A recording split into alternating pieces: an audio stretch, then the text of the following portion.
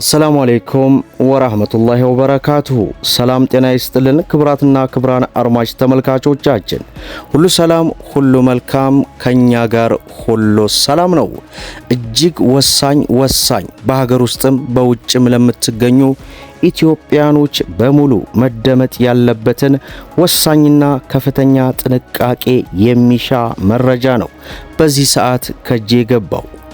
እሱም የኢትዮጵያ ምግብና መድኃኒት ባለስልጣን አደገኛ የሆነ መግለጫና ማስጠንቀቂያ ከሰዓታቶች በፊት ይፋ አድርጓል። እንግዲህ ይህንን መመሪያ በማወቅም ይሁን ባለማወቅ ተግባራዊ አድርጎ የተገኘ ማንኛውም ግለሰብ እስከ 200 ሺህ ብር ቅጣትና የ3 ዓመት እስራት እንደሚቀጣ ነው በዛሬው ዕለት ይፋ ያደረገው። በተለይ ይህ መረጃ እጃችሁ ላይ ከደረሰ ለምታውቁት ለምትወዱት ሁሉ በተለያዩ ሶሻል ሚዲያዎች ላይ ሸርሸር ያደረጋችሁ በርካታ ኢትዮጵያኖች ከዚህ እንግዲህ ከፍተኛ ጥንቃቄ እንዲያደርጉት እላለሁ። በተጨማሪም ደግሞ እጅግ በጣም አስደሳች የሆነ መረጃ ለብዙ ጊዜያት ሲጠበቅ የነበረው ከዓለም አቀፍ የገንዘብ ተቋም IMF በኩል እጅግ አስደሳች የሆነ መረጃ በዚህ ሰዓት በዚህ ደቂቃ ይፋ ሆኗል። ታዲያ ይህ መረጃ የሀገራችንን የውጭ ምንዛሬ እጥረት በግማሽ እንኳን በሚባል ደረጃ ይቀርፋል ተብሎ ይታሰባል። ሙሉ ዝርዝሩን እናደርሳለን። ቪዲዮን ላይክ፣ ቻናሉን ሰብስክራይብ እያደረጋችሁ እስከ መጨረሻው ድረስ አብራችሁን ቆዩ እያልን በቀጥታ ወደ መረጃው እናምራ። እንግዲህ ክቡራን ተመልካቾቼ ምናልባት ይህ መረጃ አደራ እጃችሁ ላይ ከደረሰ ለበርካታ ኢትዮጵያን እህት ወንድሞች እንዲደርስ ማድረጋችሁን አትርሱ። እንግዲህ በዛሬው ዕለት የኢትዮጵያ መድኃኒትና ምግብ ባለስልጣን ነው አደገኛ የሆነን መረጃና መግለጫ ይፋ አድርጓል። ከፍተኛ ጥንቃቄ ሊደረግበት የሚገባ ጉዳይ ነው። እንግዲህ ኢንዱስትሪዎች ቄንጠኛ ዲዛይኖች፣ ማራኪ ቀለሞች፣ አሳሳች ንድፎች፣ ጣዕማቸውን የሚያጣጥፉ ቅመሞችና ንጥረ ነገሮችን በመጨመር በዲጂታል ሚዲያና በሌሎች መገናኛ ዘዴዎች ወደ ወጣቱ እያሰራጩ ይገኛሉ ሲል መግለጫውን አውጥቷል። የተጠቀሱትና ሌሎች ዘዴዎች ያለማቋረጥ በመጠቀም የትንባሆ ጎጂነትን ስልታዊ በሆነ መልኩ በመደበቅ ሕፃናትና ወጣቶችን እያማለሉ በሱስ እንዲጠመዱ እያደረጉ ነው መባሉን ሰምተናል ብሏል። የዓለም ትንባሆ የማይጨስበት ቀን በኢትዮጵያ ለ33ኛ ጊዜ በዓለም አቀፍ ደረጃ ደግሞ ለ38ኛ ጊዜ ነገ ግንቦት 23 2017 ይከበራል። የኢትዮጵያ ምግብና መድኃኒት ባለስልጣን የአጫሾች ቁጥር ለመቀነስና በሰዎች ላይ የሚደርሰውን ጉዳት ዝቅ ለመቀነስ የተለያዩ የግንዛቤ መስጫና የቁጥጥር ስራዎችን እየሰራሁ ነው ሲል ተናግሯል።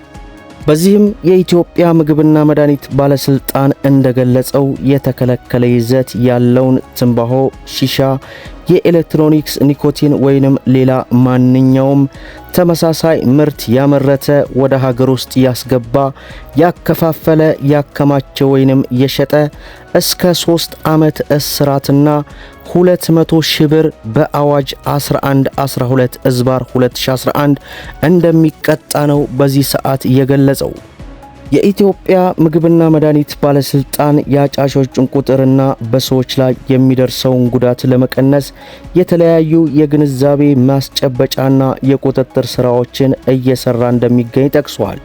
ዘመቻው የትንባሆና የኒኮቲን ኢንዱስትሪ ጎጂ ምርቶችን ማራኪ ለማስመሰል የሚጠቀሙባቸውን ዘዴዎች በማጋለጥ ላይ እንደሚያተኩር ተደርጎ መቀረጹን ነው የተነገረው። ስለዚህ ከፍተኛ ጥንቃቄ ሊደረግበት የሚገባ ጉዳይ ነውና ለብዙ ኢትዮጵያን እህት ወንድሞች እንዲደርስ አድርጉት። ሌላውና እጅግ በጣም ወሳኝ የሆነው መረጃ ለመላው ኢትዮጵያኖች እጅግ በጣም አስደሳች ነው። በተለይ ለብዙ ጊዜያት በጉጉት ሲጠበቅ የነበረው ከዓለም አቀፍ የገንዘብ ተቋም IMF በኩል እጅግ በጣም አስደሳች የሆነ መረጃ አመሻሹን መውጣቱን ከገንዘብ ሚኒስቴር በኩል መረጃው ወጥቷል። የዓለም አቀፍ የገንዘብ ድርጅት IMF እና የኢትዮጵያ ባለስልጣን በሀገሪቱ የተራዘመ የብድር አገልግሎት አቅርቦት ዝግጅት ሶስተኛውን ግምገማ በተመለከተ በባለሙያዎች ደረጃ ስምምነት ላይ መደረሱ ተገለጸ። ይህ ስምምነት በዓለም የገንዘብ ድርጅት የሥራ አስፈጻሚ ቦርድ ሲጸድቅ ኢትዮጵያ 260 ሚሊዮን የአሜሪካ ዶላር የገንዘብ ድጋፍ ታገኛለች። በዚህም የውጭ ምንዛሬ እጥረትን በግማሽም ቢሆን ይቀርፋልም ተብሏል። ይህ የአራት ዓመቱ 3.4 ቢሊዮን የአሜሪካ ዶላር የተራዘመ የብድር አገልግሎት ዝግጅት በመጀመሪያው በሐምሌ 2024 ጸድቆ የነበረ ሲሆን የቅርብ ክፍያ ሲጸድቅ በአጠቃላይ ከIMF ስር የሚገኝ የገንዘብ ድጋፍ ወደ 1.85 ቢሊዮን የአሜሪካ ዶላር ከፍ እንደሚልም ተጠቁሟል። ከሚጠበቀው በላይ የሆነ የኢኮኖሚ አፈጻጸም የኢትዮጵያ ማክሮ ኢኮኖሚ አፈጻጸም ከፕሮግራሙ ግምቶች በላይ ሆኗል። የዋጋ ግሽበት፣ የውጭ ንግድ እድገትና ዓለም አቀፍ የውጭ ምንዛሬ ክምችት ከታሰበው በተሻለ ደረጃ ላይ መድረሳቸውም ተገልጿል። የማሻሻያ ሂደቱን ማስቀጠል አስፈላጊ ነው። IMF እንዳስታወቀው አሁን የተገኘውን ኢኮኖሚያዊ ማሻሻል ለማጠናከር የማክሮ ኢኮኖሚ አለመመጣጠንን ለማስተካከል የውጭ ዕዳ ዘላቂነትን ለመመለስ ከፍተኛና በግሉ ዘርፍ የሚመራ እድገት መሰረት ለመጣል እንዲሁም የኢትዮጵያን አገር በቀል የማሻሻያ አጀንዳ ስኬታማነት ለማረጋገጥ የማሻሻያ ሂደቱን ማስቀጠል ወሳኝ ነው መባሉ ተገልጿል።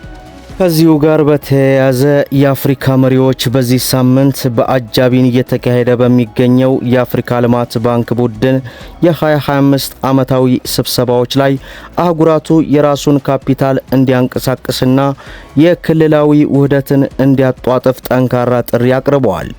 ይህ ጥሪ የቀረበው 47 የአፍሪካ ሀገራትን የሚነኩ አዳዲስ የአሜሪካ ታሪፎችን ጨምሮ በሚለዋወጠው ዓለም አቀፍ የንግድ ሁኔታዎች ምክንያት መሆኑም ተጠቁሟል። በነሐሴ ወር መጨረሻ ላይ የ10 ዓመቱን የሥራ ዘመናቸውን የሚያጠናቅቁት የአፍሪካ ልማት ባንክ ፕሬዝዳንት ባደረጉት የስንብት ንግግር ይህ ከውጭ እርዳታ ቁርጥራጮች የምንጠቀምበት ጊዜ አይደለም በማለት ጠንከር ያለ ማስጠንቀቂያ ሰጥተዋል። አፍሪካ የራሷን ሀብት፣ ሰብአዊ ፋይናንስ፣ ተፈጥሯዊ መክፈትና ሁሉን አቀፍ እድገት የሚበረታቱ ውስጣዊ የእሴት ሰንሰለቶችን መገንባት አለባት ሲሉ ማሳሰባቸው ነው የተገለጸው። መደመጥ ያለባቸው ወሳኝ የሆኑ መረጃዎችን አመሻሹን ወደ እናንተ አድርሰናል። በተለይ ከፍተኛ ጥንቃቄ ሊደረግበት የሚገባው መግቢያ ላይ የገለጽኩላችሁ ለብዙ ኢትዮጵያውያኖች ሼር ላይክ አድርጉት እያልኩ ለዛሬ ያቀረብኩላችሁ መረጃዬን ይመስላል። እስከ ፍጻሜው ድረስ አብራችሁን ስለቆያችሁ ልባዊ ምስጋናችን እየሰጠን በሌላ ቪዲዮ እስከምንገናኝ ወሰላሙ አለይኩም ወራህመቱላህ።